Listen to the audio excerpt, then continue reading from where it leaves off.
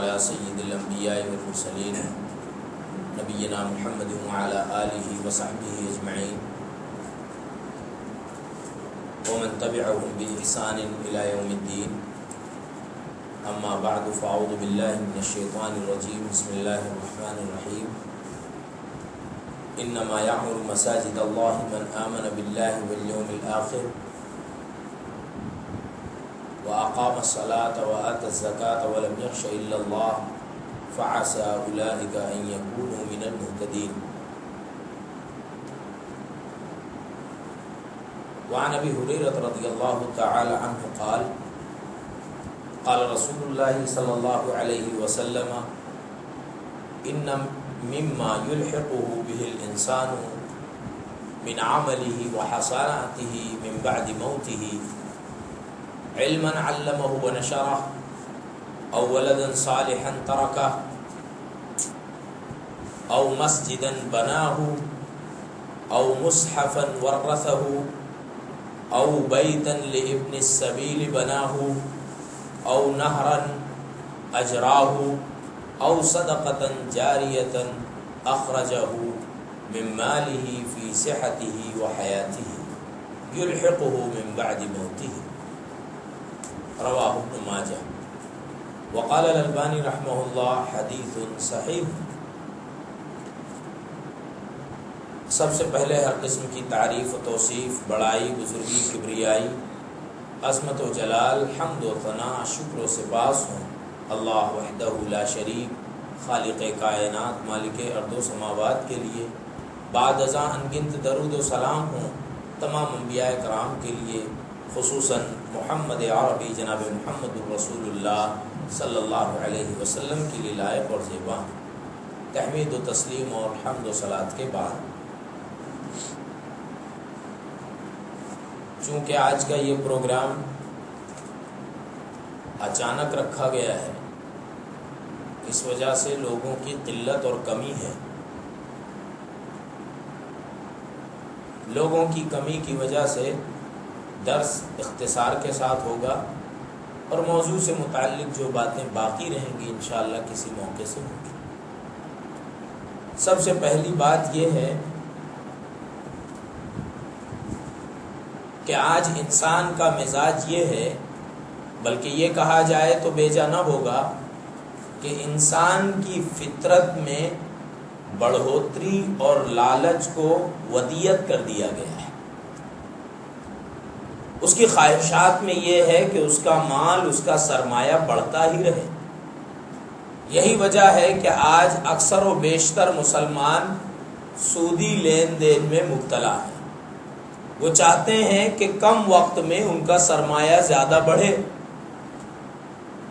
کم دنوں میں وہ جلد سے جلد مالدار بن جائیں، جبکہ اسلام نے اس کا طریقہ صدقہ و خیرات اور شرعی تجارت کی شکل میں پیش کیا تھا. اسلامی تجارت، اسلامی بزنس کے نظام کو چھوڑ کر، سسٹم کو چھوڑ کر اگر کوئی سودی لین دین کے پیچھے پڑا ہے تو صرف اس لیے کہ وہ جلد سے جلد مالدار بن جائے. اس کی اسی خواہش نے اسے سود کی طرف مائل کر دیا، جس کے نتیجے میں وہ صدقہ و خیرات کے نظام سے دور ہٹ گیا. آخر انسان صدقہ و خیرات کب کرے، اپنا مال اللہ کی راہ میں کب خرچ کرے گا؟ اس کے دو جواب ہیں، اس کی دو وجوہات ہیں. پہلا جواب اور پہلی وجہ یہ ہے کہ اگر بندے کو صحیح معنوں میں اللہ پر ایمان ہوگا، یوم آخرت پر ایمان ہوگا، تبھی وہ اپنا مال اور اپنا سرمایہ اللہ کی راہ میں وقف کرے گا، خرچ کرے گا. شاید اسی وجہ سے اللہ رب العالمین نے سورۃ البقرہ میں پرہیزگاروں کی صفت بیان کرتے ہوئے سب سے پہلی صفت بیان کی، الذین یؤمنون بالغیب. صحیح معنوں میں اللہ سے ڈرنے والے وہ لوگ ہیں جو بغیر اللہ کو دیکھے، بغیر آخرت کو دیکھے، غیب کے ساتھ ایمان رکھتے ہیں. اور اللہ نے فرمایا انما یعمر مساجد اللہ من آمن باللہ والیوم الآخر. بے شک اللہ کی مسجدوں کو وہ آباد کرتے ہیں، اپنا مال و زر لگاتے ہیں جن کا صحیح معنوں میں اللہ پر ایمان ہے، یوم آخرت پر ایمان ہے، وہ صحیح معنوں میں نماز کی پابندی کرتے ہیں، زکوٰۃ کی ادائیگی کرتے ہیں، اور اللہ کے سوا کسی بھی ذات کا کوئی خوف ان کو نہیں ہے، اور بہت ممکن ہے کہ یہی لوگ صحیح راہ پر ہیں۔ اسی طرح سے اللہ رب العالمین نے فرمایا وَأَنفِقُوا مِمَّا رَزَقْنَاكُم مِّن قَبْلِ أَن يَأْتِيَ وَأَنفِقُوا مِمَّا رَزَقْنَاكُم مِّن قَبْلِ أَن يَأْتِيَ أَحَدَكُمُ الْمَوْتُ فَيَقُولَ رَبِّ لَوْلَا أَخَّرْتَنِي إِلَىٰ أَجَلٍ قَرِيبٍ فَأَصَّدَّقَ وَأَكُن مِّنَ الصَّالِحِينَ۔ خرچ کرو جو ہم نے تمہیں روزی دی ہے اس سے پہلے کہ تم میں سے کسی کے پاس موت آئے۔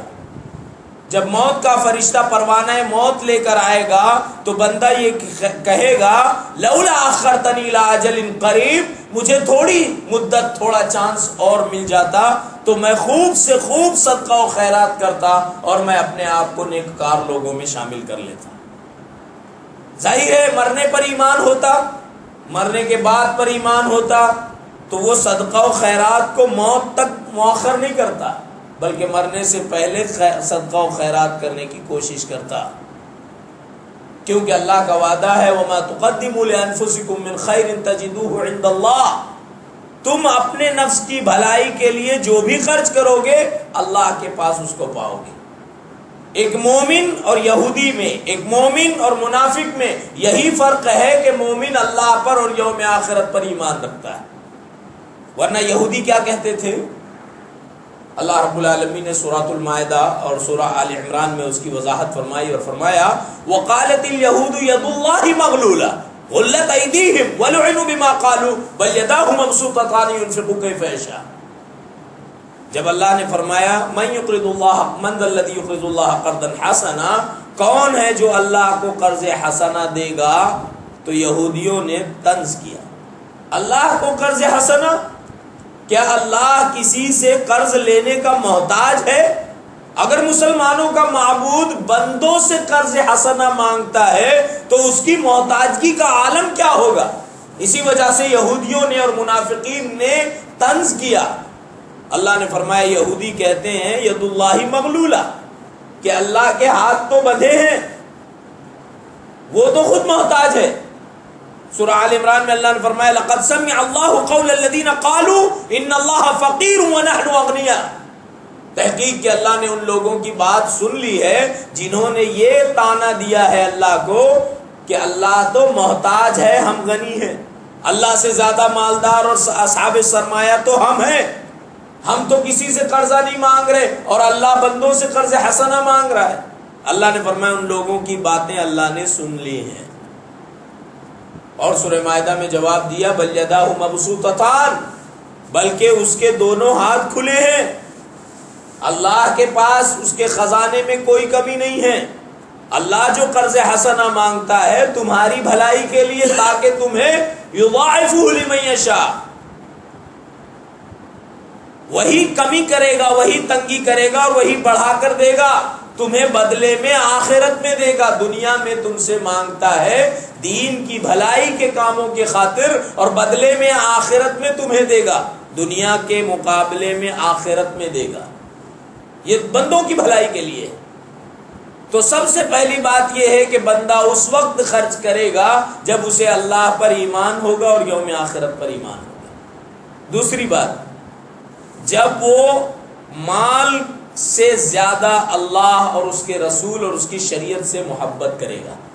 سورہ توبہ کی مشہور آیت ہے، فرمان ہے قل ان کان آباؤکم وابناؤکم وازواجکم واخوانکم وازواجکم وعشیرتکم واموال اقترفتموها وتجارۃ تخشون کسادها ومساکن ترضونها احب الیکم من اللہ ورسولہ وجہاد فی سبیلہ فتربصوا حتی یأتی اللہ بامرہ واللہ لا یہدی القوم الفاسقین۔ کہہ دیجئے کہ اگر تمہارے باپ دادا، بیٹے پوتے پڑپوتے بھتیجے، بڑے بھی چھوٹے بھی، تمہارے برابری کے تمہارے بھائی، تمہارے ازواج بیویوں کے لیے شوہر، شوہروں کے لیے بیویاں، اسی طرح تمہارے قریبی رشتہ دار، یہ سارے رشتہ دار اور تمہارا مال جنہیں تم جمع کر کر کے رکھتے ہو، اور وہ تجارت، وہ بزنس جن کے گھاٹے سے تم ڈرتے ہو، وَمَسَاكِنُ تَرْضَوْنَهَا، اور وہ بلڈنگیں جنہیں تم پسند کرتے ہو، وہ مکانات جنہیں تم پسند کرتے ہو. یہ ساری چیزیں اللہ اور اس کے رسول سے اور اس کے راستے میں جہاد سے زیادہ پسند ہے، تو انتظار کرو اللہ کے عذاب کا. اللہ فاسق لوگوں کو ہدایت نہیں دیتا. معلوم یہ ہوا ایک مومن کے لیے مال سے زیادہ اللہ اور اس کے رسول کی محبت ضروری ہے. اسی وجہ سے کتاب الایمان میں امام بخاری رحمہ اللہ نے نقل کیا، انس بن مالک رضی اللہ تعالیٰ عنہ فرماتے ہیں کہ رسول اللہ صلی اللہ علیہ وسلم نے فرمایا لا یؤمن احدکم حتی اکون احب الیہ من والدہ وولدہ وفی روایت والناس اجمعین. تم میں کوئی شخص اس وقت تک مومن نہیں ہو سکتا جب تک کہ میں، یعنی اللہ کے پیغمبر میسنجر آف اللہ، جب تک میں اس کے بچوں سے، اس کے باپ سے اور ساری انسانیت سے زیادہ محبوب نہ ہو جاؤں. تو مال کی کیا حیثیت ہے؟ دنیا کی ساری چیزوں سے زیادہ محبوب اللہ اور اس کے رسول ہیں. جب ایسا ہوگا تبھی بندہ اپنا مال خرچ کرے گا. ایک دوسرا سوال یہ ہے کہ مال خرچ کرنا، صدقہ و خیرات کرنا کیوں ضروری ہے؟ اس کا جواب یہ ہے کہ اللہ رب العالمین کے فضل اور احسان میں اللہ کی نعمتوں میں مال بھی ایک نعمت ہے. ذالک فضل اللہ یؤتیہ من یشاء، یہ اللہ کا فضل ہے، اللہ جسے دینا چاہے، ایمان کے ساتھ، اس کے حق کے ساتھ. جب اللہ کی نعمت ہے تو پھر اللہ نے فرمایا لَتُسْأَلُنَّ يَوْمَئِذٍ عَنِ النَّعِيمِ، اللہ نعمتوں کے بارے میں سوال کرے گا. اور نبی صلی اللہ علیہ وسلم نے فرمایا لن تزول قدم ابن آدم حتى يسأل عن 4، وفي رواية عن 5، عن عمره فيما أفنى، وعن شبابه فيما أبلى، وعن ماله من أين اكتسب وفيما أنفق. کہ بندے کا قدم قیامت کے دن ہٹے گا ہی نہیں جب تک کہ وہ ان سوالوں کا جواب نہ دے لے. عمر کہاں فنا کی، جوانی کہاں بوسیدہ کی، مال کہاں سے آیا اور کہاں گیا، اور اپنے علم پر کتنا عمل کیا، اپنی جانکاری پر، اپنے نالج پر کتنا عمل کیا. ظاہر ہے اس میں ایک سوال مال کا بھی ہے. جس کو صحیح معنوں میں اللہ کا ڈر ہوگا، جس کو صحیح معنوں میں اللہ کی نعمتوں کے حساب دینے کے دن پر یقین ہوگا، وہ ضرور مال خرچ کرے گا. اس لیے مال کو اللہ کی راہ میں صرف کرنا ضروری ہے. مال کے تصرفات کے 2 طریقے بنیادی ہیں. ایک زکوٰۃ ہے جس کو اللہ رب العالمین نے فرض کیا، اور ایک صدقہ و خیرات ہے، نفلی صدقات ہیں. زکوٰۃ کے بارے میں قرآن کریم میں اللہ نے صاف فرمایا والذین یکنزون الذهب والفضة ولا ينفقونها في سبيل الله فبشرهم بعذاب أليم يوم يحمى عليها في نار جهنم فتكوى بها جباههم وجنوبهم وظهورهم هذا ما كنزتم لأنفسكم فذوقوا ما كنتم تكنزون. جو لوگ سونا چاندی سینت کر رکھ رہے ہیں، خزانہ بنا رہے ہیں، جمع کر رہے ہیں، انہیں دردناک عذاب کی بشارت دے دو جس دن ان کے مال کو، ان کے دینار و دراہم کو، دنانیر و دراہم کو، ان کے سکوں کو، سونے چاندی کو جہنم کی آگ میں تپایا جائے گا، اور اس سے ان کی پیٹھ، ان کی پیشانی اور ان کے چہروں کو داغا جائے گا. اللہ کے نبی علیہ الصلوۃ والسلام نے فرمایا من آتاہ اللہ مالا فلم یؤد زکاۃ مثل له یوم القیامۃ شجاعا اقرع له زبیبتان، کہ جس کو اللہ نے مال دیا لیکن مال کی زکوٰۃ ادا نہیں کرتا، اس کے مال کو اللہ رب العالمین قیامت کے دن ایک سانپ بنا دے گا جس کی 2 بانسیں، اور وہ اس کی گردن میں لپیٹ دیا جائے گا. یطوقہ اللہ یوم القیامہ، قیامت کے دن اللہ اس کو گلے کا ہار بنا دے گا، اور وہ سامنے کی طرف سے ڈسے گا اور کہے گا انا مالک انا کنزک، میں تیرا مال ہوں، میں تیرا خزانہ ہوں. معلوم یہ ہوا زکوٰۃ نہ دینے والوں کو تو گناہ ملے گا، لیکن نفلی صدقہ و خیرات کرنے کی بھی اسلام نے ترغیب دی ہے. فرمان ہے وَلَا يَحْسَبَنَّ الَّذِينَ يَبْخَلُونَ بِمَا آتَاهُمُ اللَّهُ مِنْ فَضْلِهِ بَخِلُوا هُوَ خَيْرًا لَهُمْ بَلْ هُوَ شَرٌّ لَهُمْ سَيُطَوَّقُونَ مَا بَخِلُوا بِهِ يَوْمَ الْقِيَامَةِ. جو لوگ اللہ کے فضل میں بخیلی کر رہے ہیں، اللہ کے عطا کردہ فضل کو اپنی جاگیر سمجھ رہے ہیں، اور اللہ کے بندوں کو، غریبوں کو ان کا حق نہیں دے رہے، اللہ رب العالمین کے دین کی خدمت کے لیے صرف نہیں کر رہے، وہ یہ نہ سمجھے کہ یہ چیز ان کے حق میں بہتر ہے، بلکہ یہ ان کے حق میں بہت بری ہے. اللہ ان کے مال کو، ان کی جائیداد کو گلے کا ہار بنا دے گا۔ بخیلی کے بارے میں قرآن کریم میں اللہ رب العالمین نے دوسری جگہ فرمایا وَمَن يَبْخَلْ فَإِنَّمَا يَبْخَلُ عَن نَفْسِهِ، جو بخیلی کرے گا اللہ کو اس کے مال کی کوئی ضرورت نہیں، وہ اپنے آپ میں بخیلی کر رہا ہے، اپنے نفس کے لیے نقصان اٹھا رہا ہے، خسارہ تو اس کو خود ہوگا، اللہ کو اس کے کسی مال کی ضرورت نہیں، اللہ کسی کے مال کا محتاج نہیں ہے۔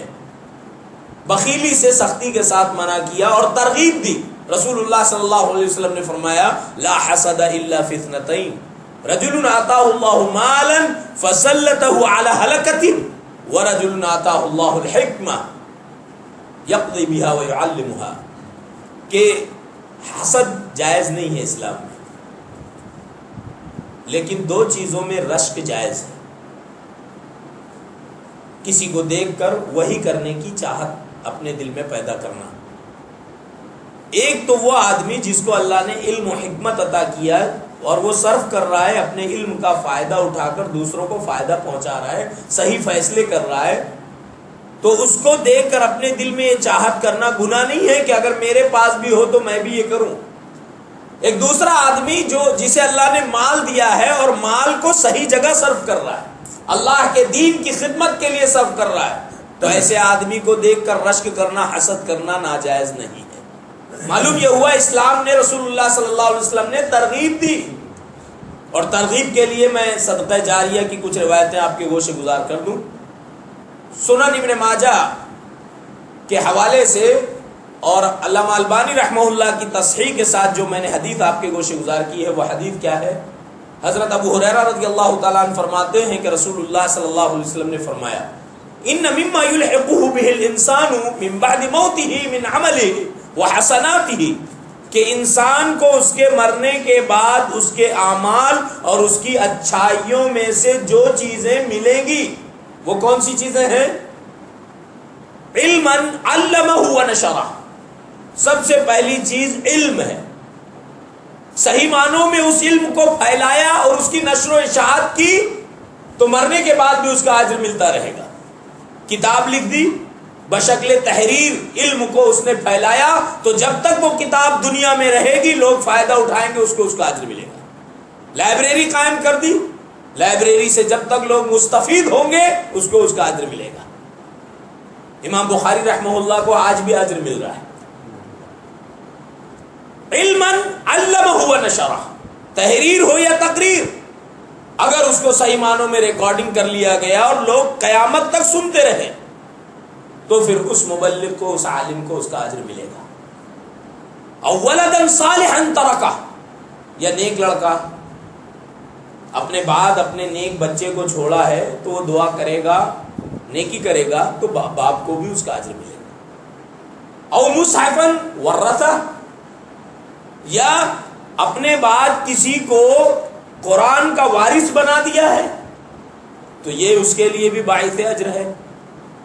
او مسجدا بناہ، کوئی مسجد بنائی ہے تو اللہ رب العالمین اس کے بدلے اس کو اجر عطا کرے گا۔ یا پھر او بیتا لابن السبیل بناہ، یا سرائے بنوا دیا، مسافروں کے لیے کوئی رہنے کی، ٹھہرنے کی جگہ بنا دی تو اس کا بھی اس کو اجر ملے گا۔ او نہرن، یا کوئی نہر جاری کروا دی، پانی پینے کا انتظام لوگوں کے لیے کر دیا، کوئی کنواں کھدوا دیا، کوئی ٹیوب ویل لگا دیا، کسی طرح کا پانی کا کسی طرح کا بھی انتظام کر دیا، جب تک لوگ اس سے فائدہ اٹھائیں گے اس کو اجر ملے گا۔ او صدقۃ جاریۃ، کوئی بھی صدقہ جاریہ جو اس نے اپنے مال سے، اپنی صحت اور اپنی زندگی میں کیا ہے، مرنے کے بعد بھی اس کو فائدہ ملے گا۔ صحیح مسلم کی ایک روایت، حضرت ابو ہریرہ رضی اللہ تعالیٰ عنہ راوی حدیث ہے، فرمان نبوی ہے، اللہ کے نبی علیہ الصلوۃ والسلام نے فرمایا اذا مات الانسان انقطع عنه عمله الا من ثلاث، جب انسان مر جاتا ہے تو مرنے کے بعد بھی اس کی مرنے کے بعد انسان کے نامہ اعمال کو بند کر دیا جاتا ہے۔ انقطع عنه عمله، عمل کا سلسلہ منقطع ہو گیا، الا من ثلاث، لیکن تین چیزیں ایسی ہیں جن کا اجر ابھی بھی مل رہا ہے، جیسے اس پر عمل درآمد ہوتا ہے فوراً رجسٹر کھول کر وہ چیز بڑھا لی جاتی ہے۔ ولد صالح یدعو لہ، صدقۃ جاریہ، پہلی چیز صدقہ جاریہ، سرائے بنوا دیا، کنواں کھدوا دیا، کوئی بھی رفاہی کام جو انسانیت کے کام آئے وہ کام کیا، اس کا اجر مل رہا ہے۔ او علم ينتفع به، یا کوئی علمی کام کیا، تقریر ہو، تحریر ہو، کتاب ہو یا کچھ بھی ہو، لائبریری ہو، لوگ اس سے فائدہ اٹھا رہے ہیں، اس کو مرنے کے بعد اس کا اجر مل رہا ہے۔ او ولد صالح یدعو لہ، یا نیک بچہ جو اس کے لیے دعائے مغفرت کرے، تو یہ دعائے مغفرت بھی پہنچے۔ اس روایت میں 3 چیزیں ہیں، اور آپ غور کریں گے تو ان تینوں کا تعلق بندے کی زندگی سے ہے۔ صدقہ جاریہ کا تعلق بھی اس کی زندگی سے ہے، حیات و صحت سے ہے۔ یہ مرنے کے بعد جو اس کو ثواب مل رہا ہے، اس لیے مل رہا ہے کہ اس نے اپنی زندگی میں یہ کام کیا ہے۔ دوسری چیز علمی نفع، یہ اس لیے مل رہا ہے کہ وہ تقریر اس نے کی ہے، وہ کتاب اس نے لکھی ہے، وہ لائبریری خود اس نے قائم کروائی ہے۔ اسی طرح سے صدقہ ولد صالح، نیک لڑکا، چونکہ وہ لڑکا اس کا ہے اور اس نے اس کی نیک تربیت کی ہے، تو زندگی میں کیا تھا اس لیے مرنے کے بعد بھی مل رہا ہے۔ اور 2 چیزیں دوسری روایتوں سے ثابت ہیں، ایک صدقہ جاریہ ہے، ایک نفلی صدقات ہیں۔ اللہ کے نبی علیہ الصلوۃ والسلام کے پاس ایک صحابی آئے اور انہوں نے کہا کہ اللہ کے نبی صلی اللہ علیہ وسلم، میری اماں نے روزے رکھنے کی نیت کی تھی، 1 مہینے کے روزے تھے، تو کیا میں ان کی طرف سے روزہ رکھوں، اور بعض روایتوں میں کیا میں ان کی طرف سے صدقہ کروں؟ تو آپ نے فرمایا لو کان لی امک دین اکنت قاضیہ، تمہاری ماں کا اگر کسی پر کوئی قرض ہوتا تو تم وہ قرض ادا کرتے؟ انہوں نے کہا اللہ کے نبی صلی اللہ علیہ وسلم کیوں نہیں کرتا؟ تو آپ نے فرمایا فدین اللہ احق ان تقضیہ، تو اللہ کا قرض اس بات کا زیادہ مستحق ہے کہ تم اسے ادا کرو۔ معلوم یہ ہوا کہ میت کی طرف سے نفلی صدقہ و خیرات اگر بچے کر رہے ہیں تو وہ نفلی صدقہ و خیرات کا اجر بھی نیت کی بقدر ملے گا، لیکن قرآن خوانی کا کہیں کوئی ثبوت نہیں ہے۔ 5ویں چیز ہے حج بدل ہے، جس کے بارے میں بہرحال امت کے کچھ علماء کرام کا اختلاف بھی ہے، کیونکہ ایک روایت میں حج بدل کے تعلق سے بھی اسی طرح سے اللہ کے نبی علیہ الصلوۃ والسلام کا قیاس ثابت ہے۔ تو معلوم یہ ہوا کہ مرنے کے بعد وہ اعمال جن کا اجر بندوں کو ملتا ہے، یہ کتنی بڑی غنیمت ہے، اللہ کی طرف سے کتنی بڑی نعمت ہے کہ مرنے کے بعد بھی مل رہا ہے۔ قرآن کریم کی جو آیت کریمہ میں نے آپ کے گوشے گزار کی، اللہ فرماتا ہے انما یعمر مساجد اللہ، بے شک اللہ کی مسجد وہ لوگ بناتے ہیں جو اللہ پر اور یوم آخرت پر ایمان رکھتے ہیں۔ مسجد کی تعمیر میں حصہ لینا یہ بڑا عظیم کام ہے۔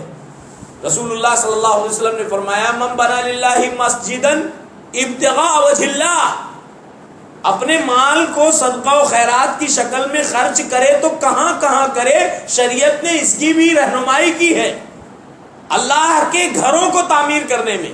آج ہم دیکھ لیں کہ اس ملک میں یا بر صغیر میں یا روئے زمین پر غیر اللہ کے عبادت خانے کتنے ہیں، کتنے منادر ہیں، کتنے چرچ ہیں، کتنی ایسی جگہ ہیں جہاں پر درختوں کی، پتھروں کی پوجا ہو رہی ہے۔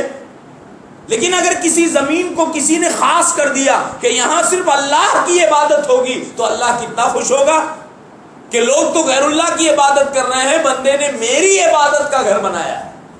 اسی وجہ سے اللہ کے رسول صلی اللہ علیہ وسلم نے فرمایا من بنا للہ مسجدا ابتغاء وجہ اللہ بنى اللہ لہ بیتا فی الجنہ، اللہ کی رضا چاہنے کے لیے اگر کسی نے کوئی گھر بنایا تو اللہ رب العالمین جنت میں اس کے لیے مکان بنائے گا، گھر بنائے گا۔ اور ایک روایت جو میں نے ابھی آپ کے گوش گزار کی، اللہ کے نبی صلی اللہ علیہ وسلم نے فرمایا من بنا للہ مسجدا کمفحص قطات، کسی نے اللہ کے لیے گھر بنانے میں کتنی شرکت کی، جیسے کسی پرندے کا گھونسلہ، 1 اینٹ 2 اینٹ آدھی اینٹ، پرندے کا گھونسلہ کتنا بڑا ہوتا ہے، اگر اتنی بھی کسی نے مسجد بنانے میں شرکت کی الا بنی لہ فی الجنہ، تو اللہ کے نبی صلی اللہ علیہ وسلم فرماتے ہیں تو بھی اس کے لیے جنت میں گھر بنایا جائے۔ تو ہمیں جب اللہ رب العالمین کے کسی گھر کی تعمیر کے بارے میں کہا جائے تو بڑھ چڑھ کر اس میں حصہ بھی لینا چاہیے، اور نہ صرف حصہ بلکہ اپنے دوست احباب کو بھی مجبور کرنا چاہیے کہ وہ بھی شریک ہوں۔ کیوں؟ اگر ہم ان کے بارے میں ان کے اخروی کامیابی کے بارے کے خیر خواہ ہیں تو انہیں بھی مجبور کرنا چاہیے۔ میں یہاں پر ایک روایت اور عرض کر دوں۔ حضرت جابر بن عبداللہ رضی اللہ تعالیٰ عنہ فرماتے ہیں کہ رسول اللہ صلی اللہ علیہ وسلم نے فرمایا من حفر بئر ماء لم يشرب منه کبد حقی من جن او انسان ولا طائر الا اجرہ اللہ تعالی، جس نے کسی کنویں کو لوگوں کے لیے عام کر دیا، رفاہی کام کیا، اب اس کنویں سے، اس تالاب سے کوئی بھی خشک کلیجے والا جو بھی پانی پیتا ہے، چاہے وہ جن ہو، چاہے انسان ہو، چاہے پرند ہو، چرند پرند ہو، اللہ رب العالمین ان کے بدلے بھی اس کنویں کے مالک کو اور اس تالاب اور جھیل کے مالک کو اجر عطا کرے گا۔ پرندہ اگر پانی پی رہا ہے، کوئی جانور پانی پی رہا ہے، کوئی کتا پانی پی رہا ہے، کوئی انسان پانی استعمال کر رہا ہے تو اس کا اجر ملے گا۔ تو معلوم یہ ہوا کہ صدقہ جاریہ یہ بندے کے حق میں بہت عظیم نعمت ہے۔ اس کو سمجھنے کے لیے ذرا حضرت عبداللہ ابن عمر رضی اللہ عنہما کی ایک روایت سمجھ لیں۔ فرماتے ہیں کہ رسول اللہ صلی اللہ علیہ وسلم نے فرمایا من سن سنتا حسنتا فلہ اجرها واجر من عمل بها، جس نے کوئی اچھی سنت کو رائج دوبارہ زندہ کیا، جاری کیا، لوگوں میں ختم ہو گئی تھی، اس نے دوبارہ تحریک پیدا کی، لوگ کرنے لگے، تو جب تک کہ وہ عمل ہوتا رہے گا کرنے والوں کو بھی اجر ملے گا، اور جس نے اسٹارٹ کی، جس نے ابتدا کی، ان کے برابر اس کو بھی اجر ملے گا، غیر اللہ ينقص من اجورہم شیئا، اس کو بھی اجر مل رہا ہے جو کہ مرے ہوئے زمانہ بیت گیا، اور ان کے اجر میں کوئی کمی نہیں آ رہی ہے، اس کو اللہ اپنی طرف سے دے رہا ہے، اس لیے کہ اس نے ابتدا کی۔ آج آپ دیکھ لیں کئی کمپنیاں ایسی ہیں جو اپنی کمپنی کی شرح آمدنی بڑھانے کے لیے زنجیر ٹائپ کڑیاں بنا رہی ہیں۔ آپ دو لوگوں کو ممبر بنا دیں، وہ دونوں میں سے ہر ایک دو کو ممبر بنائے، پھر اس طرح سے کڑی بنتی جائے۔ شرعاً اس کے بارے میں علماء کرام نے گرچہ کلام کیا ہے، لیکن کمپنیاں کیا کر رہی ہیں کہ آپ نے ایک مرتبہ دو ممبر سازی کی ہے، دو لوگوں کو ممبر بنایا ہے، اب ان دونوں میں سے ہر ایک نے 100 ممبر بنا دیے، تو ان سارے 200 افراد کی اجرت آپ کو مل رہی، پرسنٹیج آپ کو مل رہا ہے۔ یہ بندوں کے لیے ممکن ہے، تو کیا اللہ رب العالمین کے لیے ممکن نہیں ہے؟ تو جس نے کوئی نیک کام کی، ابتدا کرنے کی بدولت اللہ رب العالمین جب تک دنیا میں وہ نیک کام جاری رہے گا، اللہ رب العالمین ابتدا کرنے والے کو تحریک، سنت کا احیاء کرنے والے، زندہ کرنے والے کو بھی اجر دے گا۔ جیسے برائی کا بدلہ ہے، نبی صلی اللہ علیہ وسلم نے فرمایا ما من نفس تقتل ظلما الا كان على ابن آدم الاول کفل من دمها، جب بھی اس روئے زمین پر کوئی مرڈر ہوگا، کوئی قتل ہوگا، تو آدم کے پہلے بیٹے قابیل کو بھی 1% گناہ ملے گا، لأنه اول من سن القتل، اس لیے کہ قتل کی سنت کو سب سے پہلے اس نے جاری کیا۔ تو برائی کا بدلہ برائی سے ملے گا، تو نیکی کا بدلہ بھی نیکی سے ملتا رہے گا۔ لہٰذا ہم جو بھی نیک کام کریں، اللہ رب العالمین جب تک دنیا میں وہ نیکی کا کام ہوتا رہے گا بدلہ عطا کرے گا۔ اللہ کے گھر کی جہاں تک بات ہے، ہم دیکھیں کہ رسول اللہ صلی اللہ علیہ وسلم کو جب مکہ والوں نے مجبور کیا اور آپ مکے چھوڑ کر مدینہ جانے لگے، ابھی آپ مدینہ پہنچے نہیں ہیں کہ آپ نے بنی سلمہ ابن عوف کے قبیلے میں، بنو نجار کی ایک شاخ تھی، اس قبیلے میں آپ نے مسجد قباء کی تعمیر کر دی، 4-5 دن تک آپ وہاں رہے، آپ نے جمعہ کا بھی اہتمام کیا۔ رسول اللہ صلی اللہ علیہ وسلم کی چاہت دیکھیے کہ آپ نے مسجد بنانے میں کتنی پہل کی۔ مدینہ پہنچنے کے بعد بھی جس جگہ پر آپ کی اونٹنی بیٹھی، آپ صلی اللہ علیہ وسلم نے کہا چھوڑ دو، فإنها مأمورہ، یہ اونٹنی کو بتایا گیا ہے اللہ کی طرف سے کہ وہ کہاں بیٹھے۔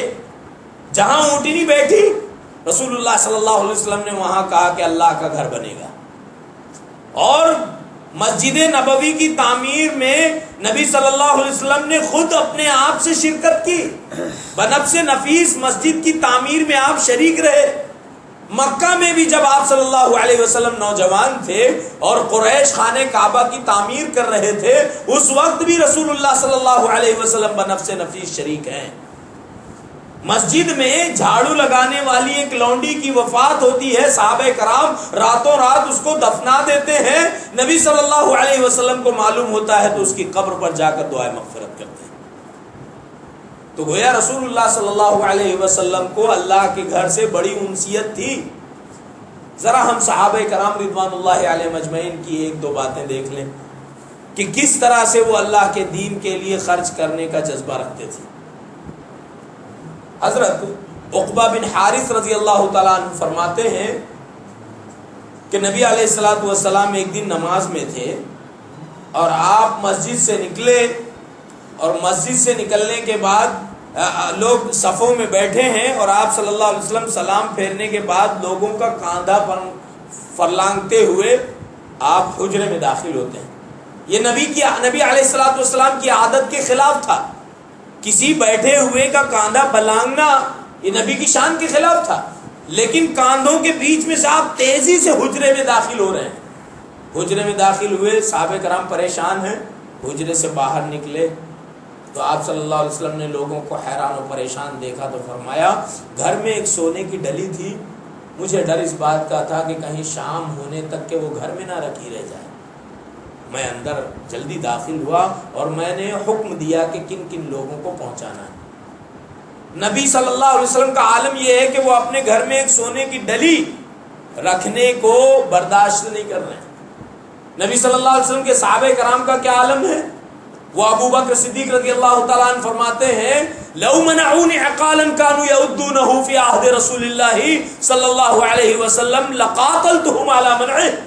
نبی صلی اللہ علیہ وسلم کے اس دنیا سے جانے کے بعد جب ایک قبیلے نے زکوٰۃ دینے سے انکار کیا تو حضرت ابو بکر نے اعلان کیا کہ نبی کے زمانے میں بکری کے بچے کو باندھنے والی رسی بھی اگر کوئی زکوٰۃ دیتا تھا، نہیں دے گا تو ابو بکر ان سے جنگ کرے گا رضی اللہ تعالیٰ۔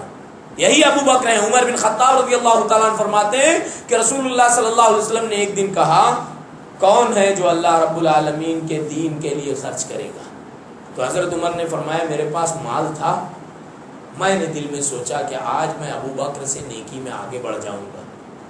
حرص دیکھیے، رشک دیکھیے صحابہ کرام کا۔ میں نے سوچا کہ آج مال ہے تو اس کو 2 حصوں میں تقسیم کرتا ہوں، ایک حصہ نبی کی خدمت میں پیش کیا۔ نبی صلی اللہ علیہ وسلم نے پوچھا تم نے گھر میں کتنا چھوڑا؟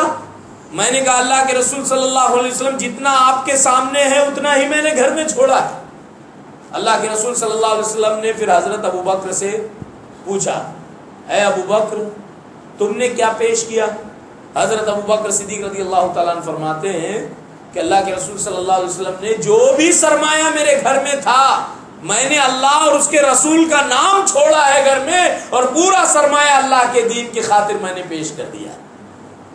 صحابہ کرام جنت کے کتنے خواہاں تھے، یہ ابو بکر و عمر کی بات ہے۔ ذرا حضرت عثمان رضی اللہ تعالیٰ عنہ کے بارے میں دیکھیں۔ عبد الرحمن ابن سمورہ رضی اللہ تعالیٰ عنہ فرماتے ہیں کہ اللہ کے نبی صلی اللہ علیہ وسلم نے جب تبوک کے لیے اعلان کیا، شدت کی گرمی کا زمانہ تھا، آپ نے فرمایا من جہز جیش العسرہ، کون ہے جو گرمی کی شدت کے اس لشکر کی مدد کرے گا، اس کو تیار کرنے میں حصہ لے گا۔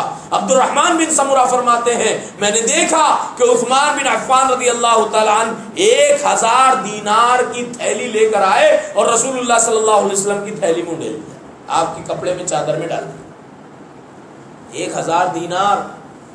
بعض روایتوں میں ہے جب نبی صلی اللہ علیہ وسلم نے کہا من جہز جیش العسرہ، کون ہے جو تبوک کے مجاہدین کی مدد کرے گا، تیاری میں حصہ لے گا، تو حضرت عثمان رضی اللہ تعالیٰ عنہ نے 100 اونٹ دیے، 1000 دینار کی تھیلی دی، اور کئی 100 زرہیں دے دی، قریباً 500 زرہیں جو مجاہد اپنا بچاؤ کرتے ہیں جن سے زرہ پہن کر۔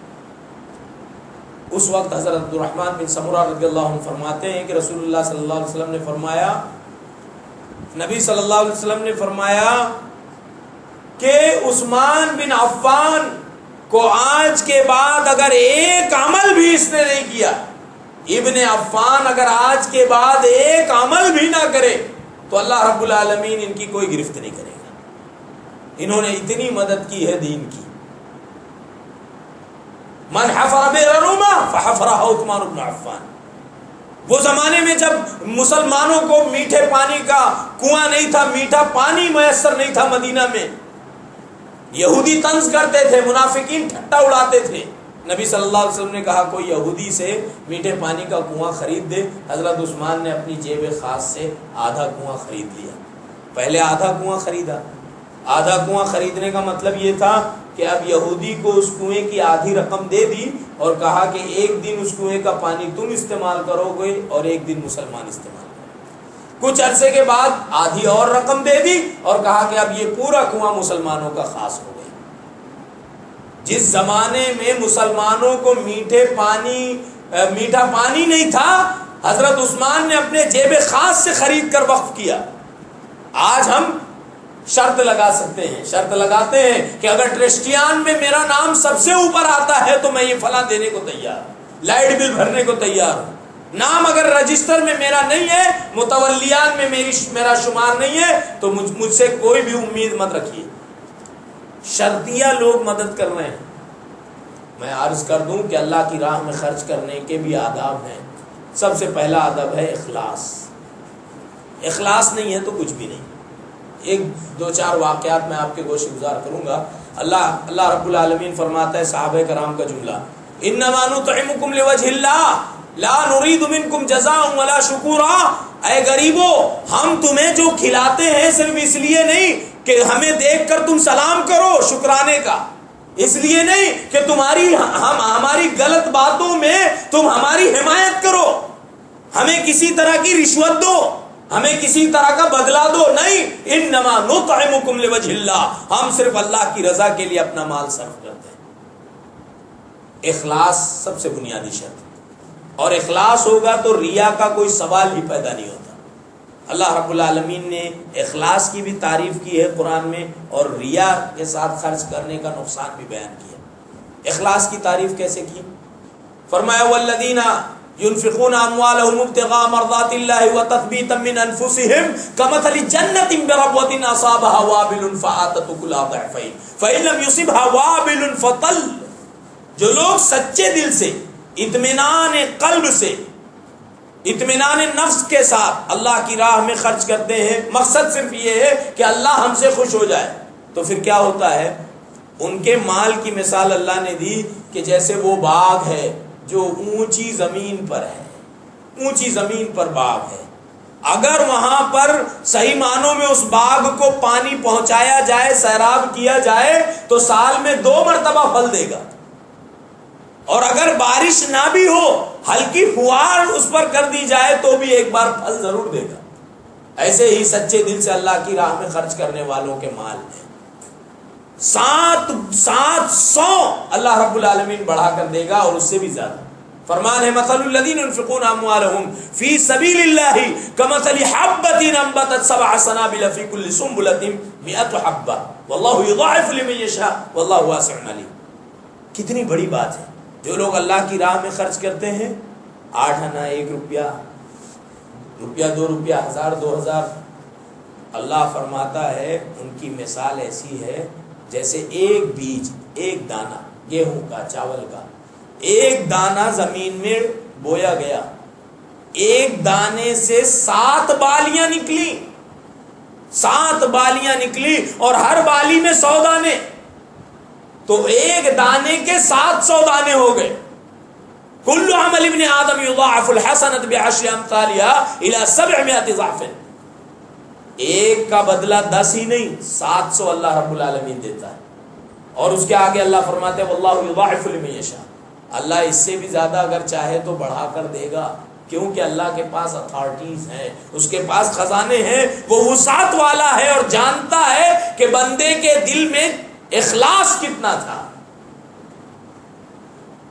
لہذا ریاکاری کے بارے میں اللہ نے فرمایا جو لوگ اپنا مال دوسروں کو دکھانے کے لیے خرچ کرتے ہیں، صرف اس لیے کہ لوگ مجھے دیالو کہیں، سخی کہیں، میرا نام معاشرے میں ہو کہ میں نے یہ وقف کیا، میں نے یہ کیا.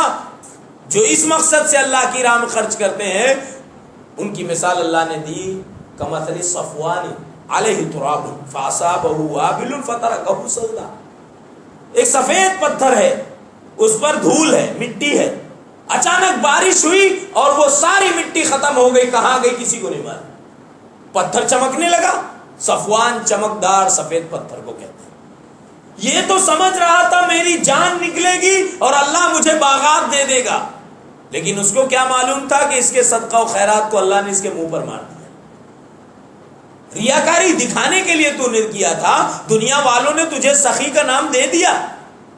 اللہ کی رضا کے لیے جو نہیں کرے گا دکھانے کے لیے کرے گا، اللہ کو اس کے صدقہ و خیرات کی کوئی ضرورت نہیں، اور قیامت کے دن اس کو اس کا کوئی اجر نہیں ملے گا. ایک لطیف مثال اللہ نے یہ بھی دی ہے. ایود احدکم، کیا تم میں سے کوئی یہ بات پسند کرے گا کہ اس کے باغات ہیں، اس کا بڑھاپا آ گیا، چھوٹے چھوٹے بچے ہیں، یہ بڑا پر امید ہے کہ میرا بڑھاپا ہے تو کیا ہوا، میرے بچوں کے لیے میں نے اتنے باغات جو چھوڑ رکھے ہیں مجھے کوئی فکر نہیں ہے.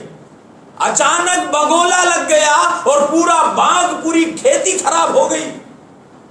اب اس صاحب فراش بوڑھے آدمی سے پوچھو جس کا کارخانہ جل گیا، جس کی پراپرٹی کو خسارہ ہو گیا، سب ملیا میٹ ہو گیا، اس سے پوچھو کہ اب تمہارے دل کی کیفیت کیا ہے. اب وہ بڑا فکر مند ہے، چل پھر نہیں سکتا، بچے چھوٹے چھوٹے ہیں، اب میں کیا کروں.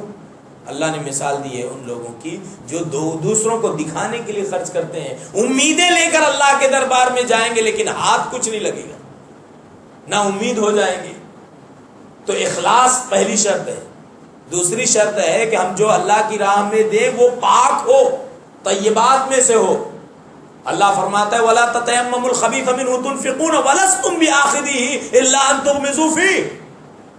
تم برے مال کو، خراب مال کو خرچ کرنے کا کوئی ارادہ مت کرو، کیونکہ تم خود لینا پسند نہیں کرو گے. اگر غور کر لو تو اللہ تم سے، تمہارے اس مال سے بے نیاز ہے. آج مسلمانوں کا معمول کیا ہے؟ مری مرغی اللہ کے نام. جو نوٹ رکشے والا نہیں لے رہا، جو نوٹ کرانہ والا نہیں لے رہا، وہ نوٹ جمعہ کے چندے میں چپکے سے ڈال دیا، ڈبے میں ڈال دیا فی سبیل اللہ.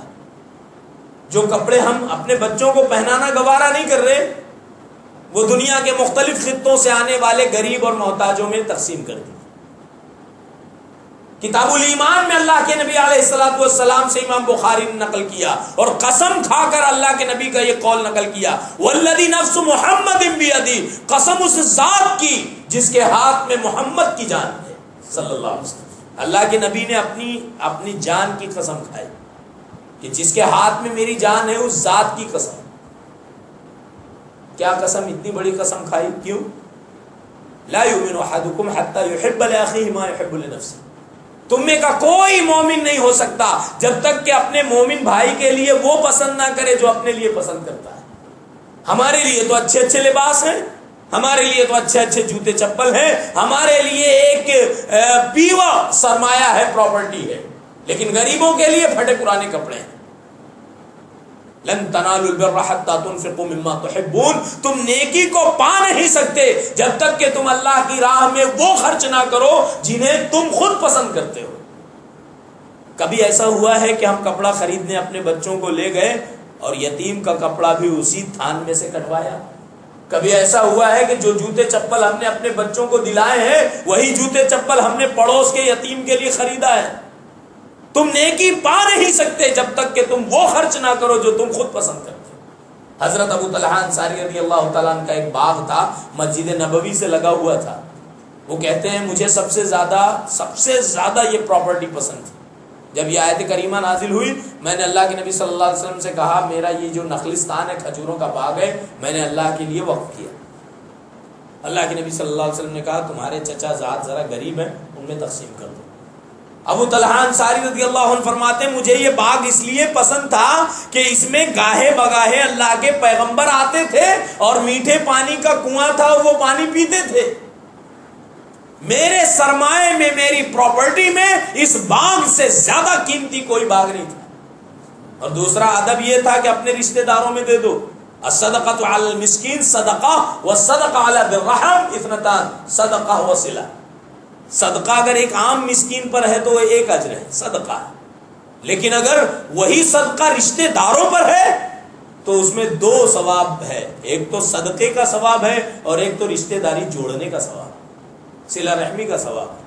آج ہمارا معاشرہ یہ ہے، وہ کہتے ہیں کہ موت میت شادی بیاہ آج سے تمہارا اور میرا رشتہ ختم، غیروں کو دے دوں گا لیکن اپنے چچا زاد اور اپنے کزن کو کبھی نہ دوں. صحابہ کرام کا مزاج دیکھیے، اپنی سب سے قیمتی پراپرٹی اپنے چچا کے لڑکوں کو دے دی. کیوں؟ اس لیے کہ اللہ پر ایمان تھا، جنت پر یقین تھا. تو ایک سب سے بڑی بات یہ کہ اخلاص ہو، دوسری بات یہ ہے کہ وہ مال پاک ہو. ان اللہ طیب ولا یقبل الا طیبا، اللہ پاک ہے اور پاکیزگی کو پسند کرتا ہے، خراب حرام مال پسند نہیں کرتا. اور امام سفیان ثوری رحمہ اللہ نے فرمایا من انفق فی سبیل اللہ من مال الحرام کان کمن طہر ثوب النجس بالبول. جس نے حرام مال سے خرچ کیا. کچھ لوگ ایسے ہیں کاروبار سودی ہے، کاروبار رشوت کا ہے، لیکن رمضان المبارک میں 50 ریال مسجد میں دے دی، چٹائیاں خرید کے دے دی، ایک مینار بنوا دیا، مگن ہو گیا کہ اب میری کمپنی، میرا سارا کام صحیح ہو گیا، اللہ کو میں نے خوش کر دیا. سفیان ثوری فرماتے ہیں جس نے اللہ کی راہ میں حرام مال سے خرچ کیا وہ ایسے ہے جیسے اپنے کپڑے میں لگی گندگی کو پیشاب سے صاف کرنے کی کوشش کر رہا ہے. کپڑے میں گندگی لگی ہے، پانی سے صاف ہوگی، پیشاب سے اگر صاف کرنے کی کوشش کرے گا تو وہ گندگی اور پھیلے گی. حرام مال سے کچھ نہ کچھ اللہ کی راہ میں دے کر یہ سمجھ رہا ہے کہ میری پوری پراپرٹی صحیح ہو گئی، یہ اس کی سب سے بڑی خام خیالی اور غلط فہمی ہے. تو مال حلال ہو. تیسری بات محبوبات ہو، مرغوبات ہو، جو بندے کو خود پسند ہو وہی خرچ کرے. چوتھی بات جب اللہ کی راہ میں دے دے تو پھر اس طرف رخ نہ کرے. اللہ کے نبی صلی اللہ علیہ وسلم نے فرمایا جس نے کچھ مال کسی کو دیا عطیے میں یا اللہ کی راہ میں ثم عاد، پھر وہ مال دوبارہ مانگ رہا ہے، لاؤ مجھے دو. کمثل کلب یقی ثم یعود فی قیئہ، تو اس کی مثال اس کتے کی طرح ہے جس کتے نے قے کیا، اومد کی، اور پھر قے کرنے کے بعد اسی قے کو چاٹنے لگا. کتنی بری مثال اللہ کے نبی صلی اللہ علیہ وسلم نے دی. دے دیا لیکن دیکھا کہ اب میرا خوش آمدی نہیں ہے، میری غلط باتوں میں میری حمایت نہیں کر رہا ہے، میری مخالفت کر رہا ہے، اب وہ مال اس سے مانگ رہا ہے، لاؤ میرا کمرہ مجھے واپس کرو، لاؤ جو میں نے تمہاری تعلیم پر صرف کیا ہے واپس دو. قول معروف و مغفرہ خیر من صدقۃ یتبعها اذی. اللہ نے فرمایا بھلی بات کر لینا اچھا ہے ڈانٹی دینے سے. فقیر آیا مانگنے کے لیے، اللہ نے اپنے نبی کو سکھایا کیا تم غریب یتیم نہیں تھے، میں نے تمہیں پناہ دی، مال دیا، لہذا جب کوئی مانگنے والا ہے تو اس کو جھڑکی نہ دو.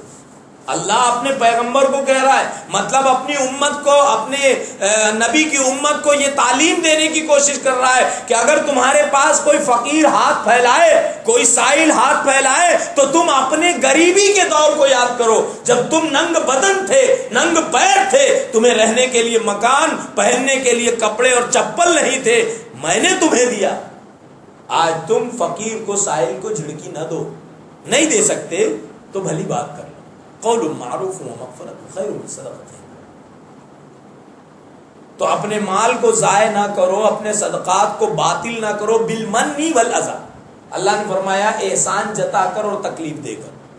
کچھ لوگوں نے کچھ طالب علموں کو پڑھایا، جب پڑھ کر وہ کسی لائق ہو گئے تو اب زندگی بھر تانے دے رہے ہماری وجہ سے اس لائق ہوا ہے. تو بہرحال یہ ساری بے اعتدالی صدقہ و خیرات میں اگر ہوگی تو اللہ قبول نہیں کرے گا. اور اس کے فوائد کیا ہیں وہ واقعہ ہم نے کئی بار سنا ہوگا.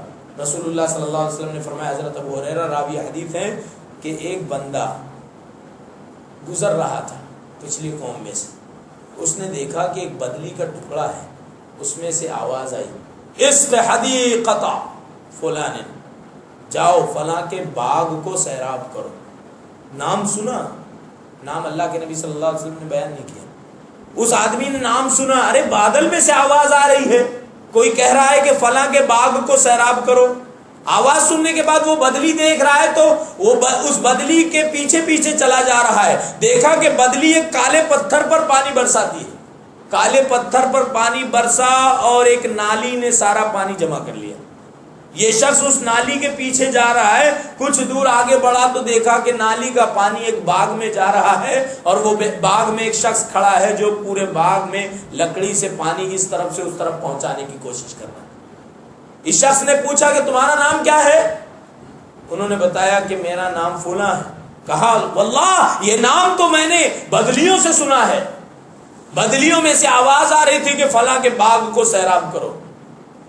آخر مجھے بتاؤ کہ تم سے اللہ اتنا خوش کیوں ہے؟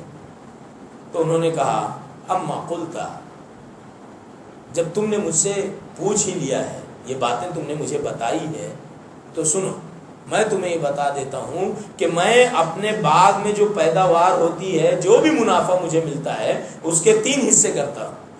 1/3 میں اگلی پیداوار کے لیے رکھتا ہوں، 1/3 اللہ کی راہ میں دے دیتا ہوں، اور 1/3 میں اپنے بیوی بچوں میں اپنے گھر میں استعمال کرتا ہوں.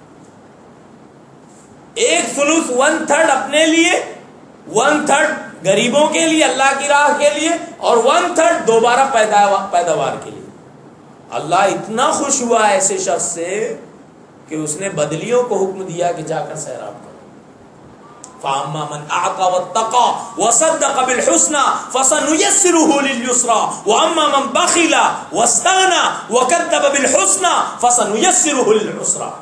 اللہ نے وعدہ کیا ہے جو صحیح معنوں میں اللہ کی راہ میں خرچ کرے گا، تصدیق کرے گا، اچھائی کی، بھلائی کی، اللہ رب العالمین اس کے لیے زندگی کو آسان کر دے گا.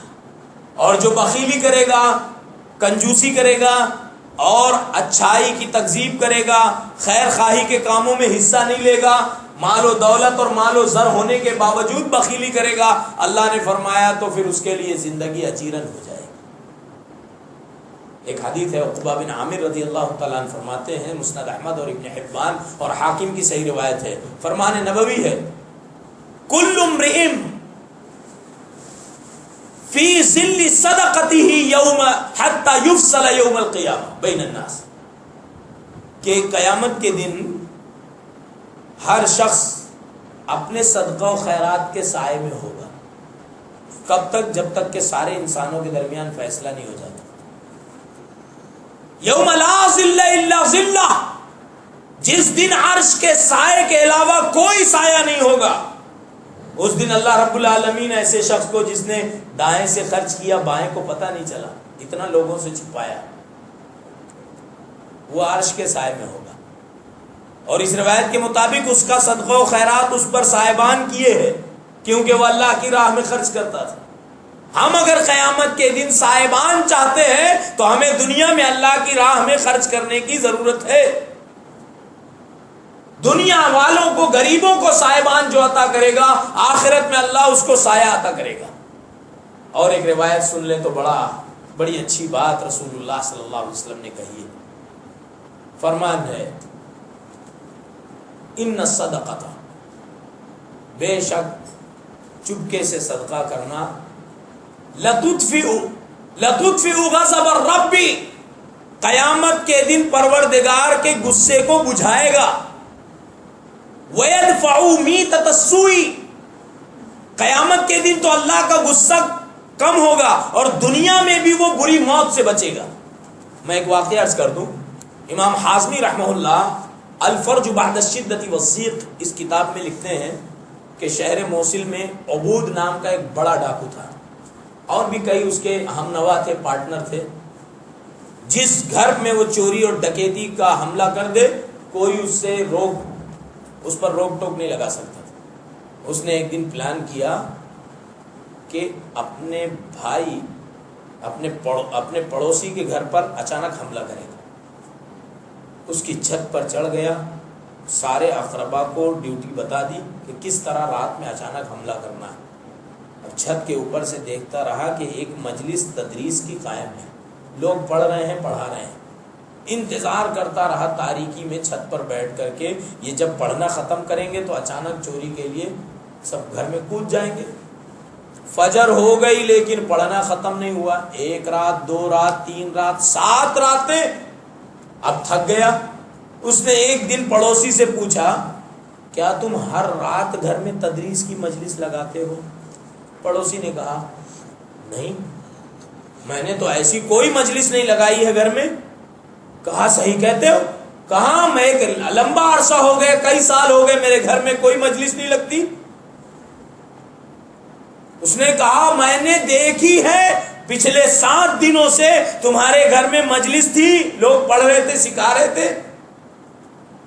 اس مومن شخص نے کہا اللہ نے سچ فرمایا، ان اللہ یدافع عن الذین آمنوا، جو صحیح معنوں میں اللہ کی راہ میں خرچ کرتے رہیں گے، ایمان والے رہیں گے، اللہ ان کے سرمایہ کی خود حفاظت کرے گا، فرشتوں کے ذریعے حفاظت کروائے گا۔ اسی طرح کا ایک واقعہ ہے، جیسا کہ حدیث میں نے عرض کی، صدقے کا ایک دنیاوی فائدہ یہ ہے، یدفع میتۃ السوء، صدقہ و خیرات بری موت سے بندے کا دفاع کرتا ہے، ڈیفینس کرتا ہے، بچاتا ہے، حادثے کی موت سے، جلنے کی موت سے۔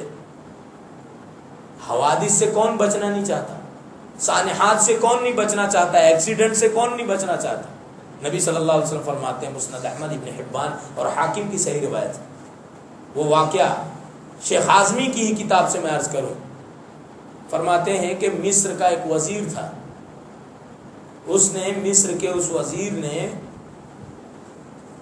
ابن فرات شخص سے سخت نفرت کی اور کئی دن تک کے کوشش کرتا رہا۔ خواب میں نفرت کی شدت اتنی تھی کہ خواب میں دیکھتا تھا کہ لاؤ اسے قتل کر دوں۔ ایک دن خواب دیکھا تو دیکھا کہ ابن فرات روٹی کے ذریعے اپنا بچاؤ کر رہا ہے، ایک روٹی کے ذریعے۔ پھر اپنی جماعت کو تیار کیا اور کہا، خواب ہی میں مصر کا وزیر جب کسی سے نفرت زیادہ ہوتی ہے تو اس کے خلاف خواب بھی دکھنے لگتے ہیں۔ مصر کے وزیر نے خواب میں دیکھا کہ میں پورا لشکر اور پوری جماعت لے کر جا رہا ہوں ابن فرات کو مارنے، تو ہم پوری جماعت کے سامنے وہ ایک روٹی سے اپنا بچاؤ کر رہا ہے۔ کئی دن خواب میں دیکھنے کے باوجود ابن فرات کو قتل نہیں کر سکا، تو اس نے ابن فرات کو بلوایا اور کہا کہ آخر کیا بات ہے، میں تم سے اس قدر نفرت کرتا ہوں اور تمہیں قتل کرنے کی خواب میں کوشش کر رہا ہوں، اور تم ہو کہ ایک روٹی سے بچاؤ کر رہے ہو، تو روٹی کا کیا معاملہ ہے؟ انہوں نے بتایا کہ بات یہ ہے کہ جب میں چھوٹا تھا مجھے یاد ہے پوری زندگی میری اماں جان ایک روٹی میری تکیے کے نیچے رکھتی تھی اور کسی غریب کو وہ روٹی دے دیتی تھی۔ اماں کے انتقال کے بعد میں نے بھی وہ معمول بنا لیا، روزانہ رات میں ایک روٹی کی حفاظت کرتا اور کسی کو دے دیتا۔ ایک روٹی ایک پورے لشکر اور ایک پوری جماعت کے قتل سے بندے کو محفوظ رکھتی ہے، یہ بتانے کی کوشش کی شیخ نے۔ معلوم یہ ہوا کہ اگر ہم نے صحیح معنوں میں اللہ کی راہ میں خرچ کیا، بڑے سے بڑا ایکسیڈنٹ، بڑے سے بڑا حادثہ ایسا ہے جس سے ہم بچ سکتے ہیں۔ یہ اللہ کے نبی علیہ الصلوۃ والسلام کا وعدہ ہے، یدفع میتۃ السوء۔ اور قرآن کریم میں اللہ رب العالمین نے کیا فرمایا؟ کلما اوقدوا نارا للحرب اطفأها اللہ۔ جب دنیا جتنا زیادہ جنگ کی آگ بھڑکانے کی کوشش کرے گی، یہودی مسلمانوں کے خلاف جب بھی جنگ کی آگ بھڑکانے کی کوشش کریں گے، اطفأها اللہ، اللہ اس جنگ کی آگ کو بجھا دے گا۔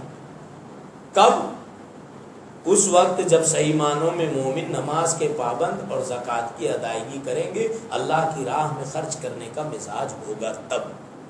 معلوم یہ ہوا کہ اگر کسی دشمن اسلام کا تسلط مسلمانوں پر ہوتا ہے اور دنیا کے سارے یہودی اس کی مدد کرتے ہیں اور ہمارا ایمان صحیح سالم ہے، ہم اللہ کی راہ میں خرچ کرنے کا مزاج رکھتے ہیں، تو اللہ رب العالمین کسی نہ کسی طریقے سے ہماری حفاظت فرمائے۔